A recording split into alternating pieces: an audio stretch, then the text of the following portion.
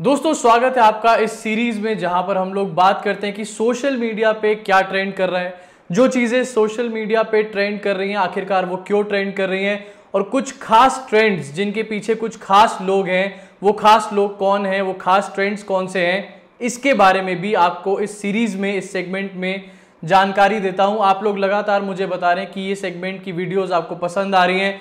मैं हर वीडियो में एक सवाल भी पूछता हूं। परसों एक सवाल पूछा था, कल नहीं पूछा, लेकिन परसों एक सवाल पूछा था। सवाल ये था कि हमारे देश की डेवलपमेंट के बारे में बात करना क्या देश के हित में बात करना नहीं है। ये बात मैंने, ये सवाल जो था खासकर से अंधभक्तों से पूछा था, लेकिन एज यूजुअल अंधभक्त जिस तरीके से ट्रेंड्स दिखा रहे हैं, कोई जवाब नहीं दे रहे अंधभक्त, उसी तरीके से अंधभक्तों का कोई जवाब नहीं आया। कोई भी खास कमेंट मुझे ऐसा नहीं दिखा जिसको मैं मेंशन कर पाऊं यहाँ पे, सिवाय कुछ ऐसे कमेंट्स के जहां पर मुझे गाली दी गई थी, वो रोज दी जाती है, उसमें कोई नई बात नहीं है। इस सज्जन को क्या तकलीफ है भाई? अब हाई वोल्टेज ड्रामा चल रहा है ट्रेंड्स की। अगर हम बात करें, अगर घुसे इस वीडियो में, सवाल आज का पूछूंगा इस वीडियो के एंड में, लेकिन ट्रेंड्स की अगर बात करें तो हाई वोल्टेज ड्रामा चल रहा है, पूरा ड्रामा चल रहा है, तमाशा चल रहा है पूरा। तमाशे में कंगना रनौत के ऑफिस को डिमोलिश किया जाता है, दूसरी तरफ से हाई कोर्ट जो है वो बीएमसी को रोकने के ऑर्डर दे देती है, रुकने के ऑर्डर दे देती है। कंगना रनौत इस पे पूरा ड्रामा करती है, पूरा तमाशा करती है। फिर से एक बार हम लोग फिर से ये देखते हैं एक बार कि देश के जो मुद्दे हैं वो प्रोपेगेंडा के ढेर के नीचे दब चुके हैं। जो मुद्दे हैं उनके बारे में कोई बात नहीं कर रहा। वो कंगना रनौत जो शायद असली मुद्दे अगर उठाती तो लोगों को मदद मिलती, वो कंगना रनौत ही लोगों को मुद्दों से भटकाने की कोशिश कर रही है, और ये एविडेंटली क्लियरली हम देख रहे हैं। अब मुद्दे क्या हैं इस पे भी आऊंगा, लेकिन ट्रेंड्स के बारे में जब बात होती है, जब ये वीडियो ट्रेंडिंग के बारे में है, तो पहले जरा ट्रेंड को भी मेंशन कर देते हैं, उसको भी जरा एक बार आपको समझा देता हूं कि आखिरकार हो क्या रहा है और चल क्या रहा है। तो अगर टर्न ऑफ इवेंट्स देखें, कल तक हम देख रहे थे कि रिया चक्रवर्ती अरेस्ट हुई है और यही सबसे बड़ी न्यूज थी। कल से पहले हम देख रहे थे कि सुशांत सिंह राजपूत का जस्टिस मांगा जा रहा था। कल एक ट्रेंड चल रहा था जहां मैंने देखा world United for Sushant Singh Rajput justice, ये ट्रेंड चल रहे थे। और आज एक भी ऐसा ट्रेंड नहीं चल रहा है जहां पर सुशांत सिंह राजपूत के लिए कहीं पर भी जस्टिस की मांग हो रही है। एक 2 मिलियन ट्वीट्स करे जा रहे हैं कंगना रनौत के पक्ष में, या कंगना रनौत जो चीज ट्रेंड करवाना चाह रही हैं। अगर मैं ट्रेंड्स की बात करूं तो पहला ट्रेंड जो है डेथ ऑफ डेमोक्रेसी, ये कंगना ही ट्रेंड करा रही है, क्योंकि कंगना का ही सुबह एक स्टेटमेंट आया था जहां पर एक ट्वीट उन्होंने किया था। उस ट्वीट में उन्होंने हैशटैग डेथ ऑफ डेमोक्रेसी लिखा था और पाकिस्तान लिखा था। इसी चीज को ट्रेंड कराया जा रहा है और 1 मिलियन से ज्यादा ट्वीट्स हैं इसके ऊपर। ये 1 मिलियन ट्वीट्स वही हैं जो 2-3 दिन पहले तक सुशांत सिंह राजपूत के जस्टिस की मांग कर रहे थे। आज ये कंगना रनौत की पीआर और पब्लिसिटी करने का काम कर रहे थे। तो ट्विटर का गेम और सोशल मीडिया का गेम सेट है।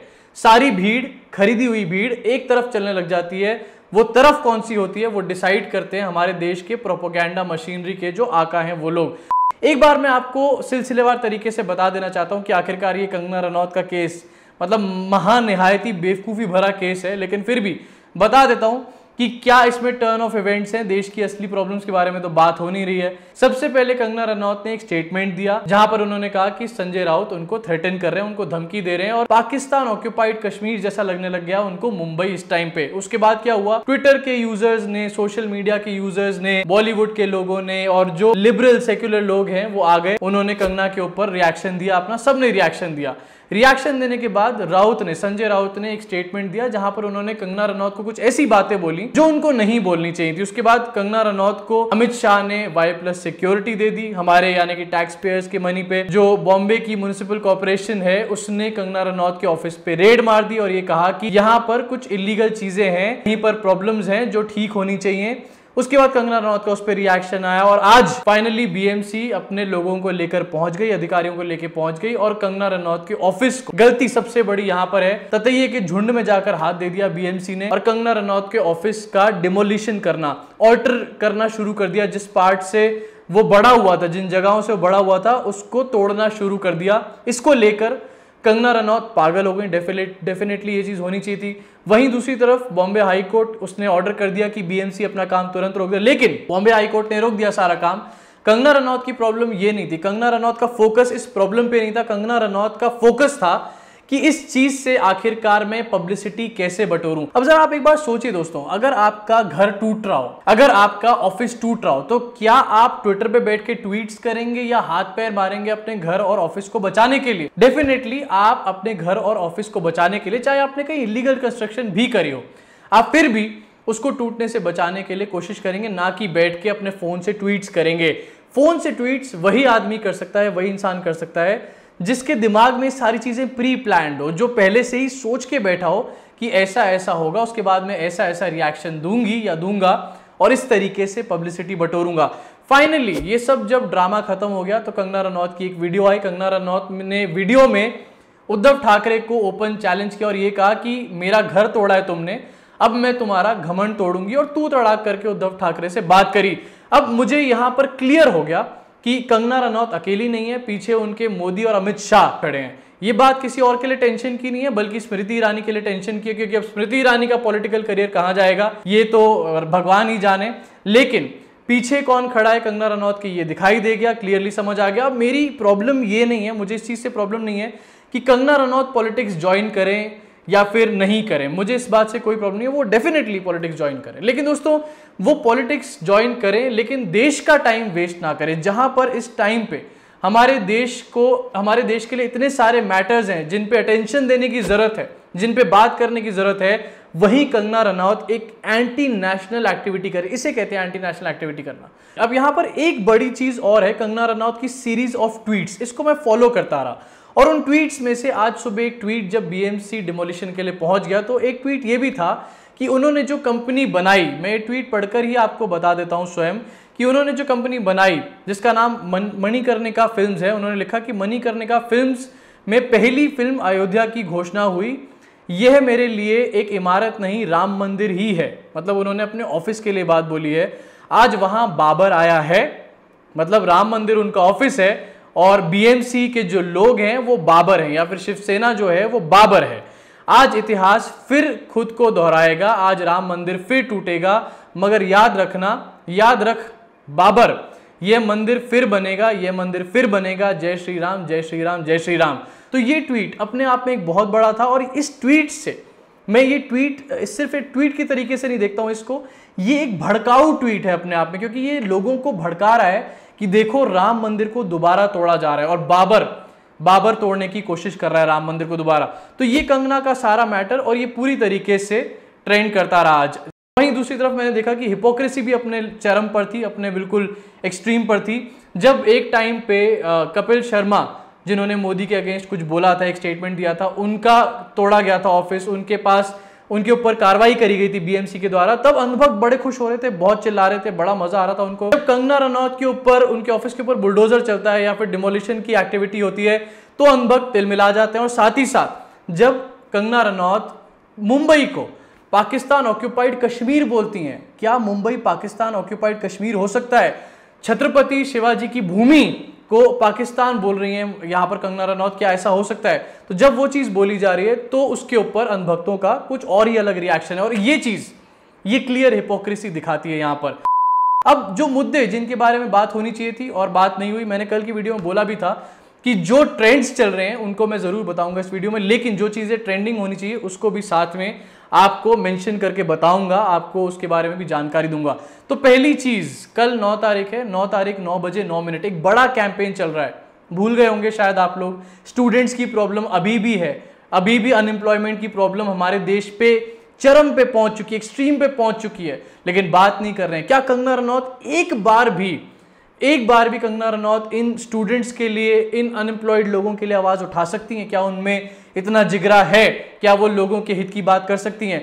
9 बजे 9 तारीख को 9 मिनट के लिए सारे जो स्टूडेंट्स हैं वो सॉलिडारिटी में अपने एक साथ आने वाले हैं और वो 9 मिनट के लिए अपनी लाइट्स बंद करेंगे। 9 मिनट का एक प्रोटेस्ट है एक तरीके से।